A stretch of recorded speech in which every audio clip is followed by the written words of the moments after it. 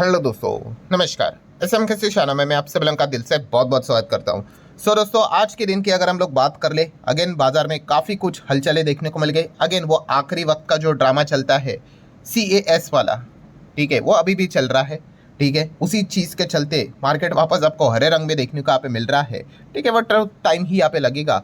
But major point यहाँ पे क्या है? मेजर पॉइंट हम सभी लोगों को यहाँ पे पता है, जिसको हम कहते हैं ना कि बिग इवेंट कौन सा था? यस, RBI की monetary policy. And monetary policy में जैसे मैंने आप लोगों को यहाँ पे बताया था कि सबसे कीमती चीज़ क्या रहने वाली है? RBI गवर्नर की स्पीच, उनकी प्रेस कॉन्फ्रेंस।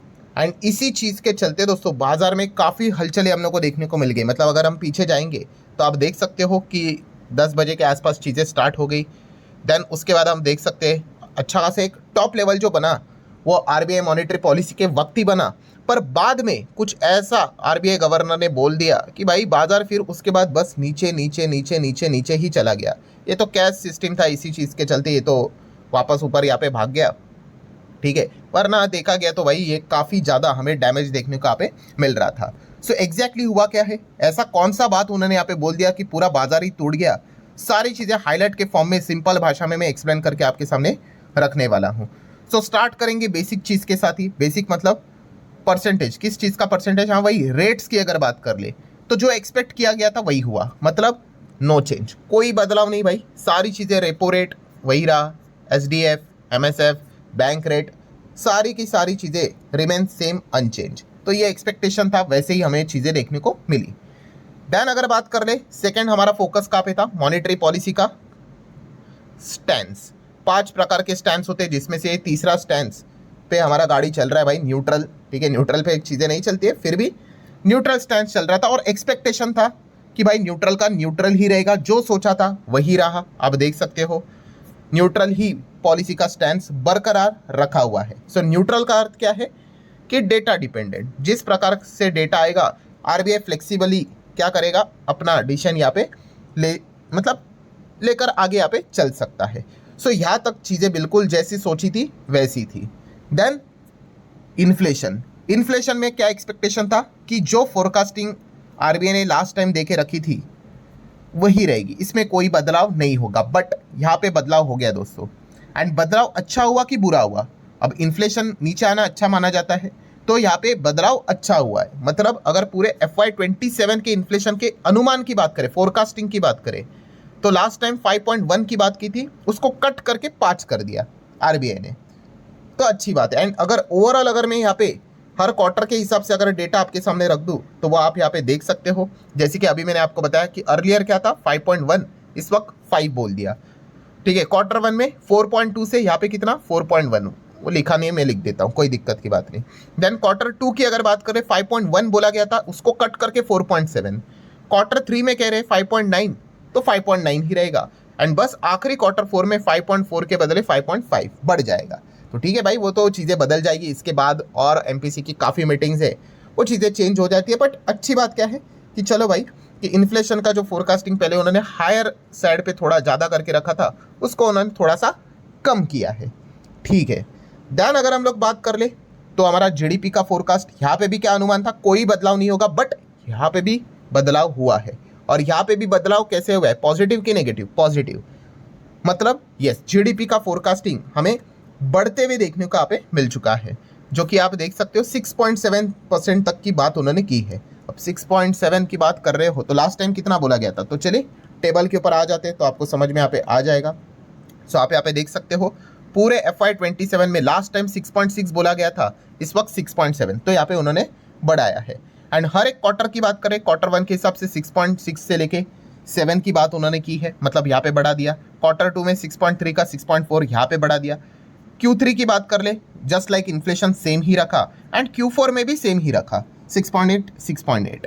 ठीक है, मतलब जो भी चीज़ें चेंज की है वो फर्स्ट 2 क्वार्टर के लिए की है और पूरे फिनेंशियल ईयर के लिए की है। तो चलिए, ये भी एक अच्छा मतलब देखा गया जो ये बदलाव हुआ है। इन्फ्लेशन और GDP की बात करें, अनुमान तो यही था कि कुछ भी नहीं बदलेगा, तो यहाँ पे बदला है और अच्छे साइड पे बदला है।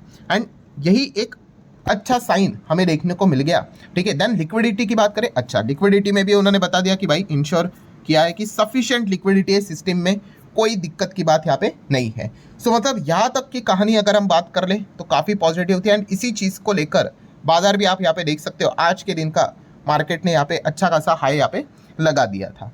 पर जैसे मैंने आप लोगों को बताया, असली पिक्चर कब स्टार्ट होने वाली थी? यस, आरबीआई गवर्नर का जो स्पीच, प्रेस कॉन्फ्रेंस जब सामने आएगा तभी असली पिक्चर हमें देखने को मिलेगा। और उसके बाद ही ये जो बाजार आपको टक टक करके ऐसे नीचे आते हुए देखने को मिला है, ये उसी के बाद का ये नतीजा है। मतलब ऐसा क्या बोल दिया आरबीआई गवर्नर ने कि इस चीज़ के चलते कि बाजार यहाँ पे पैनिक मोड में आ गया।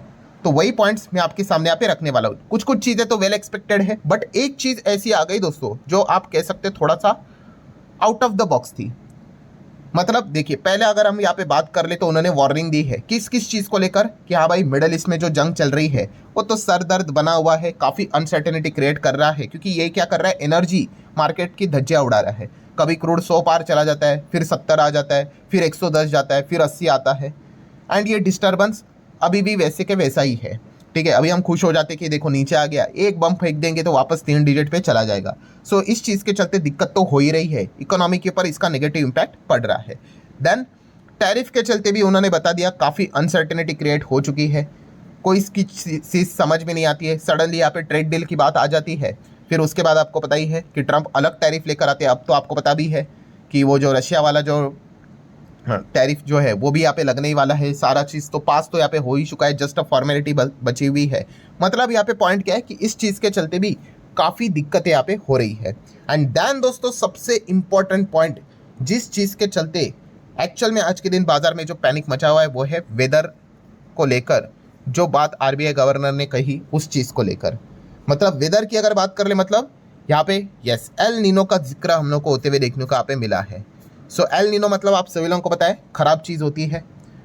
एंड इसी को लेकर यहाँ पे उन्होंने बताया है कि जो मॉनसून है, जो बारिश हो रही है वो प्रॉपरली होनी चाहिए। अगर ऐसा नहीं हुआ तो काफ़ी ज़्यादा दिक्कत होगी, क्योंकि मॉनसून अगर प्रॉपरली नहीं हुआ मतलब क्या, एग्रीकल्चर सेक्टर खतरे में आ जाएगा भाई।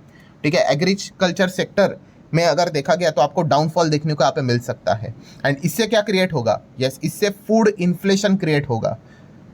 एंड फूड इन्फ्लेशन अगर क्रिएट होगा तो ओवरऑल इन्फ्लेशन भी हमें बढ़ते हुए देखने को यहाँ पे मिल सकता है। एंड ओवरऑल इन्फ्लेशन बढ़ा तो आरबीआई को अपना स्टैंड चेक करके किधर बढ़ना पड़ेगा, रेट हाइक की ओर बढ़ना पड़ेगा। ये उन्होंने कहा नहीं, ये मैं आपको इसके पीछे का ये बता रहा हूँ, जो डोमिनो इफेक्ट होता है वो बता रहा हूँ। ठीक है, तो ये वाला जो पॉइंट आरबीआई गवर्नर ने बोला, कौन सा, मॉनसून को लेकर, वेदर रिपोर्ट को लेकर, एल नीनो को लेकर, यहाँ से हमें पैनिक मोड देखने को मिल गया। पैनिक मोड मतलब क्या, मार्केट उसी को ही तो कहते हैं भाई, तेजी भी आएगी मंदी भी आएगी। So agriculture, we all know that भाई, हमारा जो देश है उसको क्या बोलते हैं हम लोग, कृषि प्रधान देश बोलते हैं। मतलब आज भी 50% से ज़्यादा, इनफैक्ट 70% तक लोग फार्मिंग ही करते हैं, उसके ऊपर जिंदा रहते हैं। ठीक है, उसी के ऊपर उनका घर चलता है। ठीक है, बहुत सारी इंडस्ट्री एग्रीकल्चर सेगमेंट से ही जुड़ी हुई है। सो एग्रीकल्चर सेगमेंट में अगर कुछ हुआ तो काफ़ी दिक्कत हो सकती है। हालांकि आरबीआई गवर्नर ने यह भी बोल दिया कि अगर मान लो मॉनसून अगर प्रॉपर तरीके से अगर नहीं हुआ and agriculture segment food inflation related अगर क्राइसिस क्रिएट हुए, इसका अर्थ ये नहीं कि मतलब सरकार के पास पर्याप्त मात्रा में अनाज उपलब्ध नहीं है, नहीं, वो तो उपलब्ध है। बट यस, ओवरऑल अगर देखा गया तो मतलब यहाँ पे क्या है कि ये जो मॉनसून है एंड ये जो पोटेंशियल एल नीनो जो ये चल रहा है, पैटर्न चल रहा है, उसको लगातार मॉनिटरिंग करना, मॉनिटरिंग मतलब उसके ऊपर ध्यान रखना पड़ेगा, क्योंकि बहुत बड़ा प्रॉब्लम क्रिएट यहाँ पे करवा सकता है। एंड यही एक सबसे बड़ा इंपॉर्टेंट पॉइंट था जिस चीज़ के चलते हमें बाजार में गिरावट देखने को मिल गई। क्योंकि मैंने इसके ऊपर भी एक वीडियो बनाया था कि यहाँ पे जो IMDB रहता है, या फिर हम कह सकते हैं उनके भी अलग अलग रिपोर्ट्स मैंने आप लोगों के सामने रखे थे कि ये जो एल नीनो जो है ना, वो सबसे बड़ा खतरा बताया जा रहा है कि सितंबर मंथ में सामने आएगा। ठीक है, right now we are in August. ठीक है, तो अगस्त के बाद अब सितंबर आएगा, तब पता चलेगा यहाँ पे। और उसका थोड़ा थोड़ा झलक भी सामने यहाँ पे आ रहा है कि काफ़ी मानसून कुछ कुछ जगह पे तो ठीक है अच्छा गिर रहा है, बट कुछ कुछ जगह पे काफ़ी ज़्यादा हम कह सकते हैं कि खराब परफॉर्मेंस हमें देखने को मिल रहा है। मतलब इन शॉर्ट उन्होंने यहाँ पे क्या बोल दिया, यस, इकोनॉमिक अनसर्टेनिटी हमें फिलहाल तो देखने को यहाँ पे मिल रही है इस चीज़ को लेकर। सो जो भी कुछ बातें उन्होंने कही, ठीक है, जीडीपी, इन्फ्लेशन, इतना बढ़िया बढ़िया कहा, बट ये जो वेदर वाला पॉइंट जो उन्होंने सामने यहाँ पे रखा, ठीक है, वो ऑयल बिल तो पहले से प्रेडिक्टेड चीज़ है कि वो तो दिक्कत चल रही, वो तो दिक्कत देगी। बट ये जो वेदर वाला पॉइंट उन्होंने बताया एग्रीकल्चर को लेकर, इसी पॉइंट को लेकर बाजार में हमें क्या देखने को मिल गया, ये फर्दर गिरावट यहाँ पे देखने को मिला। सो अभी की अगर बात कर ले मानसून के हिसाब से कोई सोच रहा होगा तो क्या चल रहा है, तो आप यहाँ पे देख सकते हो ऑल इंडिया की अगर मैं बात कर लूँ, ठीक है, मैं ऑल इंडिया की बात कर रहा हूँ, ठीक है, हर एक एरिया की नहीं, कुछ कुछ एरिया में आप कहोगे सर हमारे इधर तो अच्छी बारिश हो रही है, ठीक है, कुछ कहेंगे कि हमारे इधर नहीं, तो ऑल इंडिया की बात हो रही है। क्यूमुलेटिवली अगर बात कर ले तो डेफिसिट में है, डेफिसिट मतलब खराब परफॉर्मेंस चल रहा है, 11-13% कम हमें बारिश होते हुए देखने को यहाँ पे मिल रही है, ठीक है। जुलाई में थोड़ा अच्छा गिरा, बट जून में तो काफ़ी खराब परफॉर्मेंस रहा था, लगभग 40% अंडर परफॉर्मेंस हम लोग को देखने को यहाँ पे मिला था। देन अगस्त की जो शुरुआत यहाँ पे हुई है उसमें भी आप देख सकते हो बिलो नॉर्मल ही एक्सपेक्ट किया जा रहा है, ठीक है, अंडर परफॉर्मिंग ही एक्सपेक्ट किया जा रहा है। एंड सेकेंड हाफ की भी अगर बात कर ले, सब अगस्त से लेके सितंबर, वहाँ पे भी बिलो नॉर्मल अंडर परफॉर्मिंग ही एक्सपेक्ट किया जा रहा है। एंड देन सितंबर जैसे ही यहाँ पे आ जाएगा, सो सबसे बड़ा खतरा फिलहाल तो मॉडरेट एल नीनो की बातें यहाँ पे की जा रही है, ठीक है।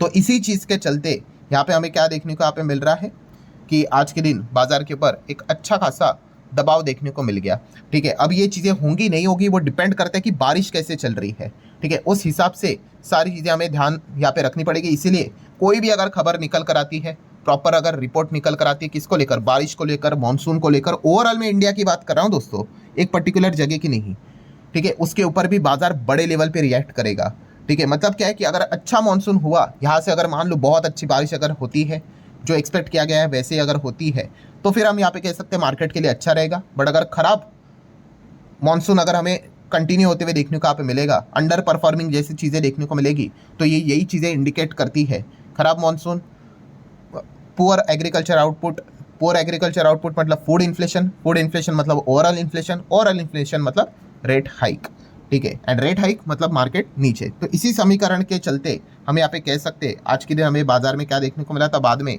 एक दबाव देखने को मिला था। सो ठीक है दोस्तों, A to Z जो भी चीज़ें थी वो आसान भाषा में मैंने आप लोगों के सामने यहाँ पे रखी हुई है।